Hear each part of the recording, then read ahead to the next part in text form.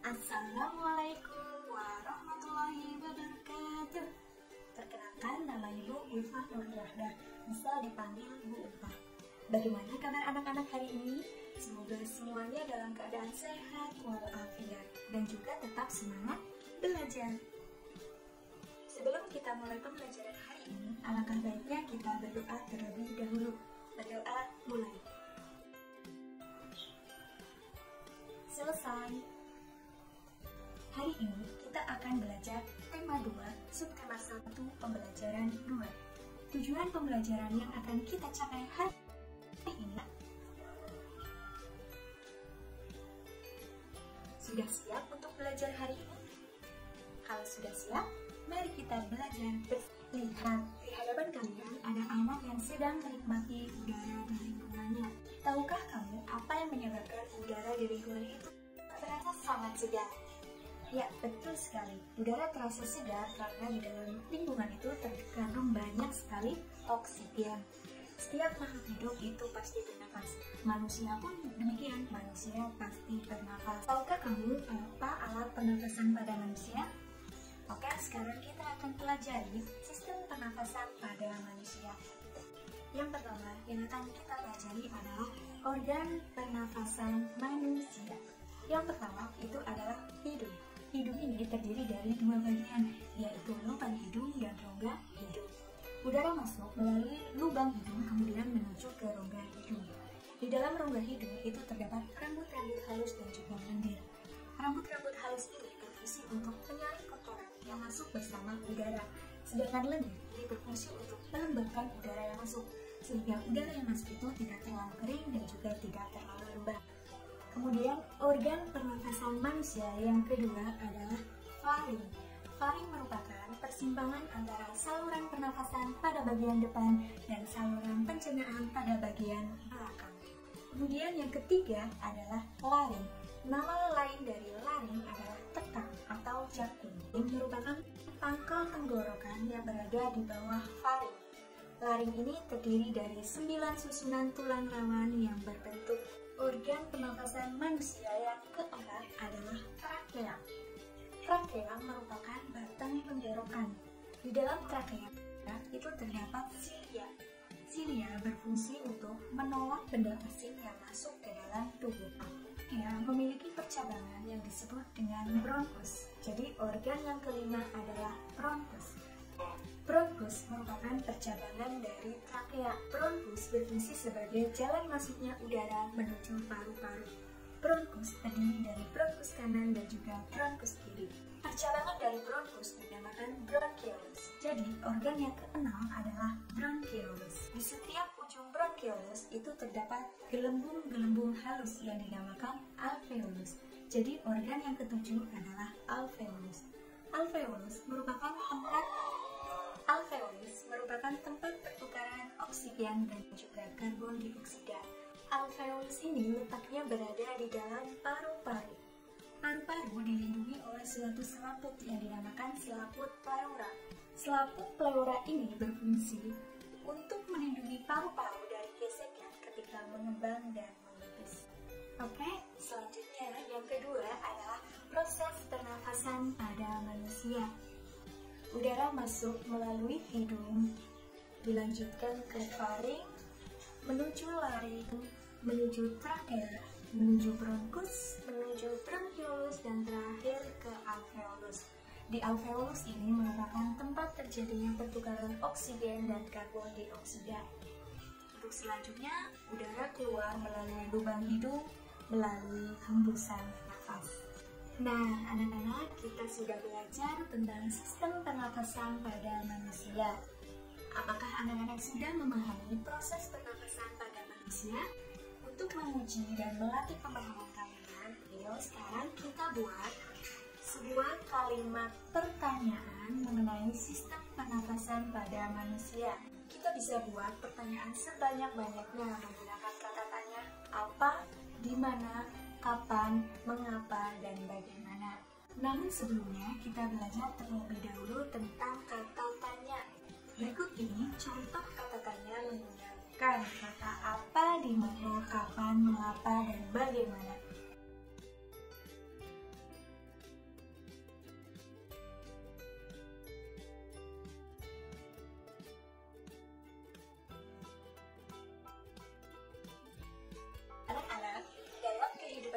hari, cepat lambatnya kita dalam menarik nafas itu tergantung pada aktivitas yang kita lakukan. Sebagai contoh, saat kita menyanyikan sebuah lagu, maka kita harus mengatur pernafasan kita agar lagu yang kita sampaikan itu enak didengar. Selain memiliki suara yang enak didengar, memahami nada juga harus kita perhatikan. Kita dapat menyanyikan lagu dengan benar. Salah satu unsur dari sebuah lagu adalah tangga nada. Apa itu tangga nada? Tangga nada merupakan urutan nada yang disusun secara berjenjang. Dalam seni musik ada jenis tangga nada diatonis. Tangga nada diatonis merupakan tangga nada yang terdiri dari 8 nada. Tangga nada diatonis dibagi menjadi 2, yaitu tangga nada diatonis mayor dan tangga nada diatonis minor. Tangga nada diatonis mayor adalah tangga nada yang memiliki itu adalah 1, 1, setengah, 1, 1, setengah. Hari ini kita sudah belajar apa saja? Ya, betul sekali. Hari ini kita sudah belajar tentang sistem pernafasan pada manusia. Kemudian yang kedua, kita membuat kalimat tanya. Kemudian yang ketiga, kita sudah belajar tentang tangga nada diatonis mayor. Demikian pembelajaran kita tentang tema 2, subtema 1, pembelajaran 2. Untuk menguji pemahaman anak-anak, Bu Guru sudah siapkan soal evaluasi yang harus anak-anak kerjakan. Ini merupakan soal melalui Google Form. Jadi anak-anak catat dulu linknya, kemudian anak-anak nanti bisa dikerjakan secara mandiri di rumah. Berikut link yang dapat anak-anak catat. Sudah dicatat? Ya, bagus. Anak-anak bisa belajar soal evaluasi di rumah untuk mengetahui seberapa atau sejauh mana pemahaman anak-anak memahami pembelajaran hari ini. Demikian pembelajaran kita pada pagi hari ini. Semoga bermanfaat. Sampai jumpa pada pembelajaran selanjutnya. Tetap semangat dalam belajar. Wassalamualaikum warahmatullahi wabarakatuh.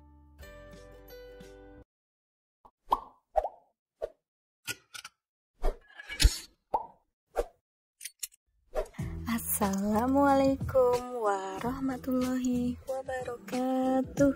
Bagaimanakah kabar anak-anak hari ini? Semoga anak-anak dalam keadaan sehat dan gembira.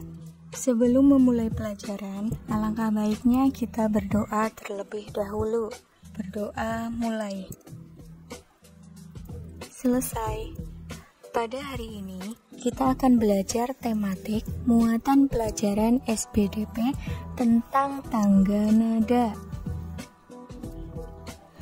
Pernahkah kalian menyanyikan sebuah lagu? Salah satu unsur dari sebuah lagu adalah tangga nada. Tahukah kamu apa itu tangga nada? Tangga nada adalah urutan nada yang disusun secara berjenjang atau bertingkat. Misalnya, do, re, mi, fa, sol, la, si, do. Dalam seni musik, tangga nada dibagi menjadi 2, yaitu tangga nada diatonis dan tangga nada pentatonis. Tangga nada diatonis yaitu tangga nada yang terdiri dari 8 nada, yaitu do, re, mi, fa, sol, la, si, do. Tangga nada diatonis ada pada alat musik piano dan organ. Tangga nada diatonis dibagi menjadi 2, yaitu tangga nada diatonis mayor dan tangga nada diatonis minor. Ciri-ciri tangga nada diatonis mayor. Lagunya bersifat riang gembira. Lagunya bersemangat. Biasanya diawali dan diakhiri dengan nada do. Interval nadanya adalah 1, 1, setengah, 1, 1, 1, setengah. Contoh lagu tangga nada diatonis mayor. Indonesia Raya, karya Wage Rudolf Supratman.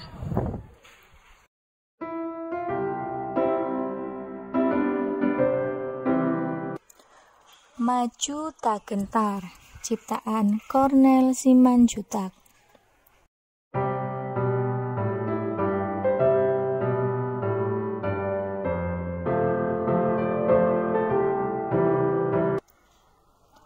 Garuda Pancasila, ciptaan Sudartono.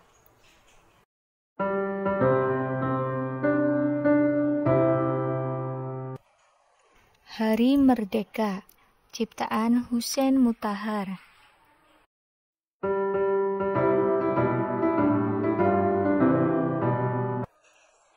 Halo Halo Bandung, ciptaan Ismail Marzuki.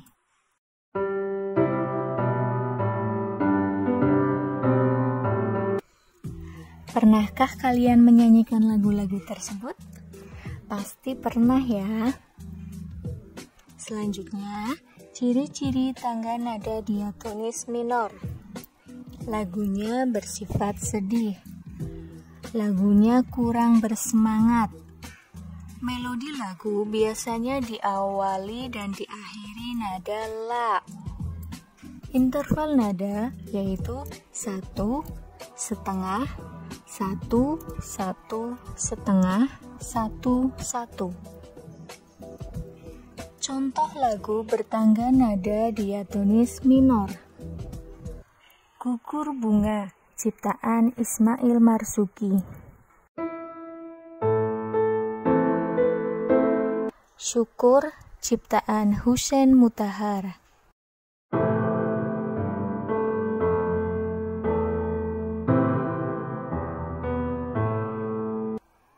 Mengheningkan Cipta, ciptaan Truno Prawit.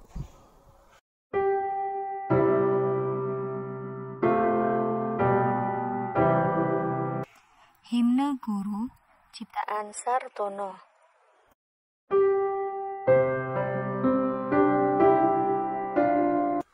Tanah Airku, ciptaan Ibu Sud.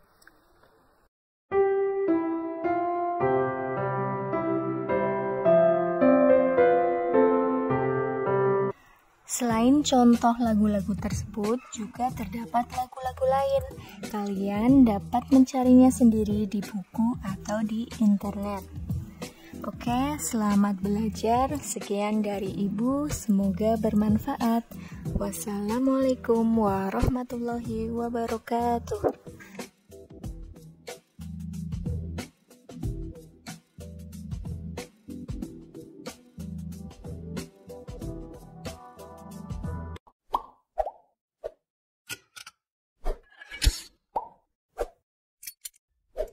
Hai teman-teman, kembali lagi di channel Ulfah Nurul Wahdah. Jangan lupa subscribe dulu channel ini untuk membantu kreator dalam menciptakan karya-karya. Channel ini berisi tentang pendidikan, tutorial, dan kegiatan sehari-hari. Selamat belajar dan selamat menyaksikan. Semoga bermanfaat. Pada video kali ini, kita akan belajar kelas 5, tema 2, subtema 1, pembelajaran 1. Pada video kali ini, kita bersama Dayu. Dayu memelihara ikan hias di akuariumnya. Mari kita dengarkan cerita Dayu dan ikan hias. Dayu memelihara banyak ikan hias berjenis ikan mas koki. Ikan-ikan hias itu dipelihara dalam sebuah akuarium. Setiap hari, Dayu memberi makan ikan-ikannya. Dayu juga rutin membersihkan akuarium, lalu mengganti airnya dengan air bersih. Kegiatan itu ia lakukan seminggu sekali. Dayu senang melihat ikan-ikan di dalam akuarium berenang ke sana kemari. Dayu memperhatikan setiap mulut ikan-ikan itu terbuka dan menutup, seolah-olah ikan-ikan itu sedang menelan air.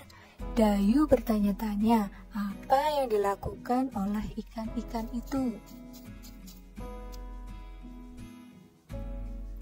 Nah, untuk mengingat tentang cerita yang telah disampaikan tadi, kita perhatikan mind mapping atau peta pikiran berikut.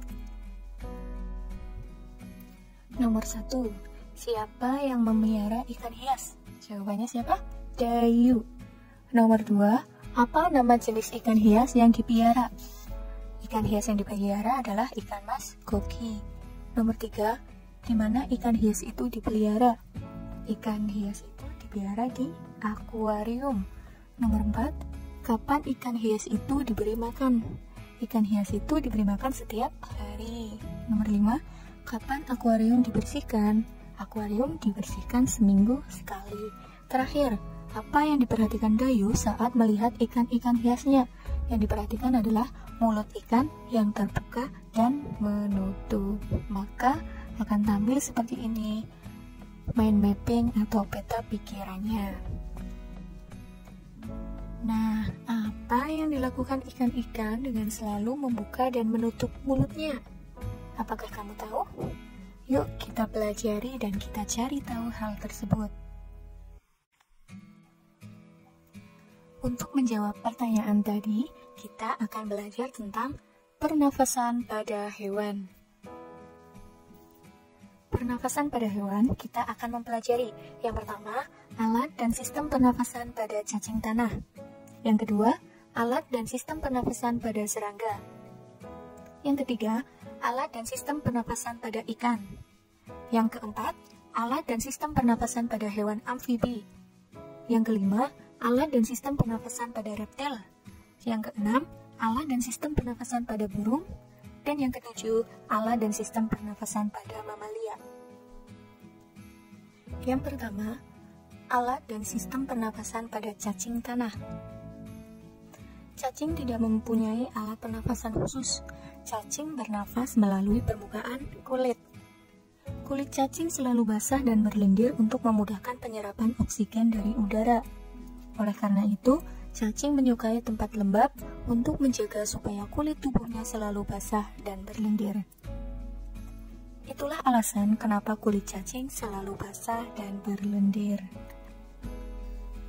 Nah, kita perhatikan sistem pernafasan pada cacing tanah. Di bawah permukaan kulit cacing yang tipis, terdapat pembuluh udara. Saat udara masuk melalui kulit, oksigen diikat oleh darah. Pada darah cacing terkandung hemoglobin sehingga mampu mengikat oksigen. Oksigen yang diikat oleh hemoglobin lalu diedarkan ke seluruh tubuh. Zat sisa pembakaran berupa karbon dioksida dan uap air dikeluarkan dari tubuh juga melalui permukaan kulit. Selanjutnya, kita akan belajar tentang alat dan sistem pernafasan pada serangga. Sama seperti hewan lain, serangga bernafas dengan menghisap oksigen dan melepaskan karbon dioksida. Namun, alat pernafasan serangga berbeda dengan hewan lain. Alat pernafasan serangga berupa trakea, yaitu sistem tabung yang memiliki banyak percabangan di dalam tubuh. Percabangan trakea disebut trakeola. Trakea mengedarkan oksigen langsung ke semua sel tubuh dan organ, serta menyerap karbon dioksida dari semua sel tubuh untuk dibuang.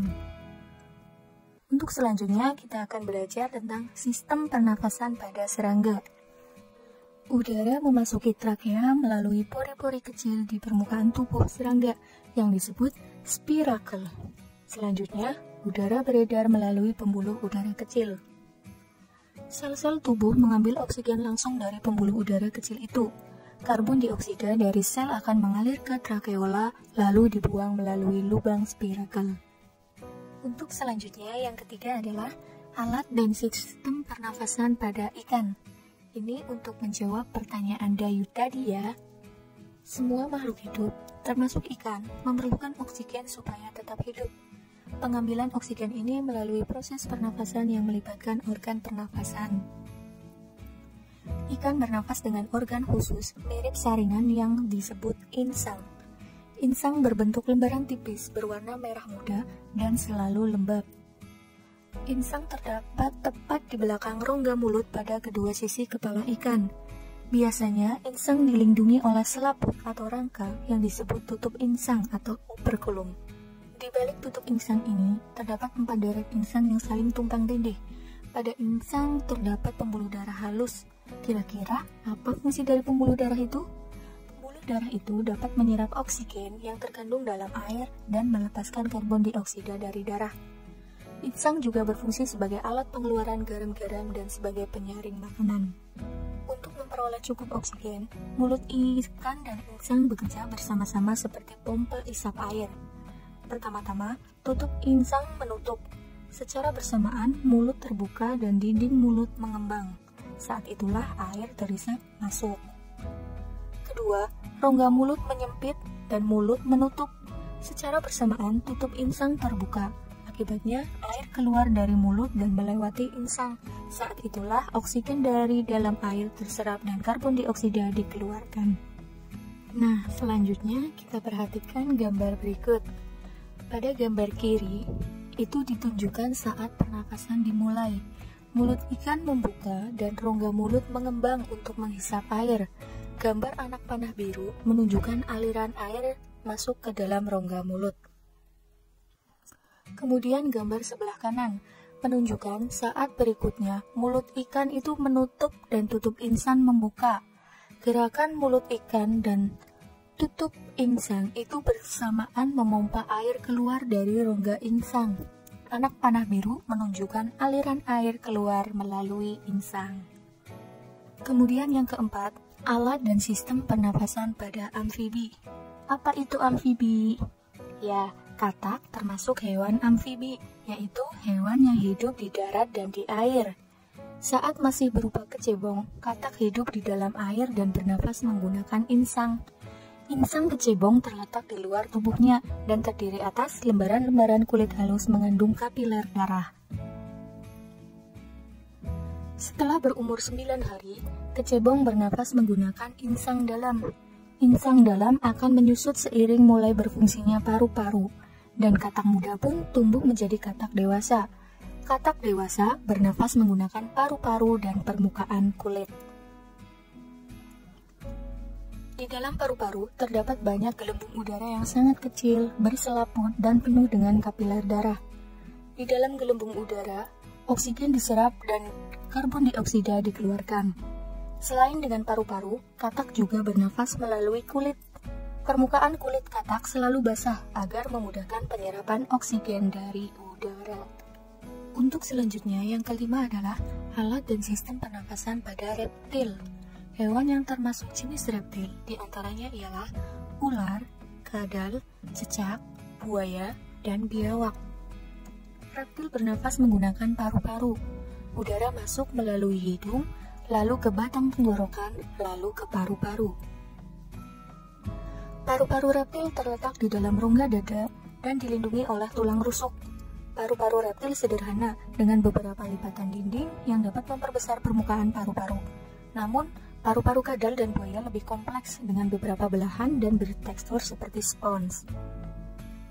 Pada reptil yang sering berkubang di air seperti buaya, lubang hidungnya dapat ditutup selama menyelam.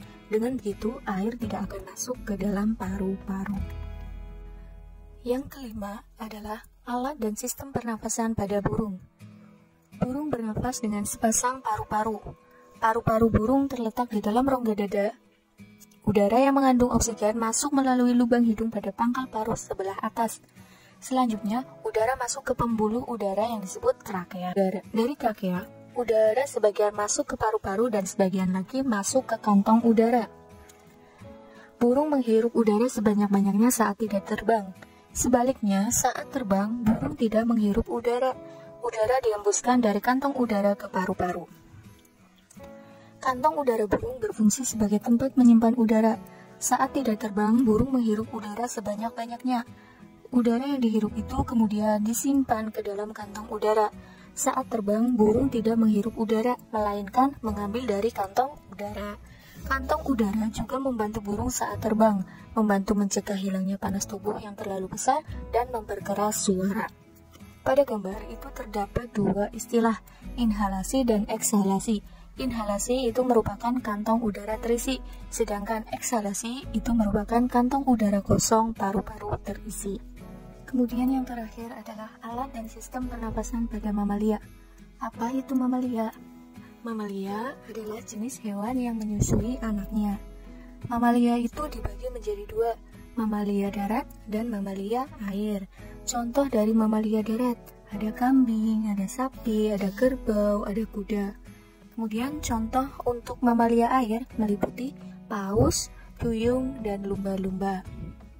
Selanjutnya untuk mamalia darat, alat pernafasan mamalia darat itu terdiri atas hidung, pangkal tenggorok, batang tenggorok, dan paru-paru. Selanjutnya, coba perhatikan, di layar ada gambar apa? Ya, betul sekali, ada gambar lumba-lumba. Pada mamalia air, hidung hewan dilengkapi dengan katup. Saat mamalia tersebut menyelam, katup akan menutup. Sebaliknya, saat mamalia tersebut muncul ke permukaan air, katup terbuka. Saat itulah mamalia air tersebut akan menghirup oksigen serta mengeluarkan karbon dioksida dan uap air. Demikian pembelajaran pada kesempatan kali ini. Semoga bermanfaat. Sampai jumpa di pembelajaran selanjutnya. Bye-bye.